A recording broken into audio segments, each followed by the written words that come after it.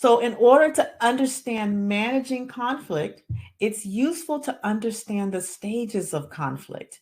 And this comes from Eric Brom's Conflict Stages Beyond Intractability. And he's from the University of Colorado in Boulder. And so you can see here that the potential for conflict exists whenever people have different needs, values, interests, and this is considered a latent conflict stage. This is a situation where there are differences in point of view and things that bother individuals, but they're not great enough to upset the status quo. So some people also call this unstable peace. But when a conflict has remained latent for a long period of time, sometimes an event or an activation event or an underlying increase in tensions can lead to conflict emergence. And emergence can be quickly followed by resolution, or it may be followed by escalation.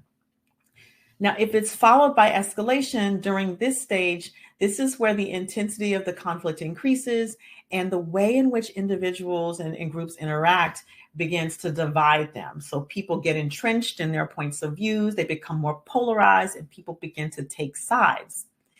But escalation cannot continue indefinitely. So one of two things can happen. In the first case, a stalemate, and that's when you have this sort of deadlock where each situation, neither side can win, but neither side wants to back down or accept a loss. Or a de-escalation can occur because all conflicts, no matter how decisive they are, they must move on at some point. So this is a point where dispute settlement and negotiations begin to happen. Now, finally, if and when an agreement is reached, then that's where post-conflict repair damage, reconciliations, and peace building can begin.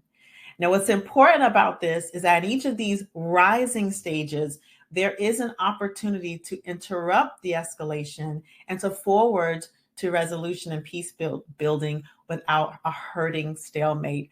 And that can happen as a result of how we navigate our communications inside of the conflict.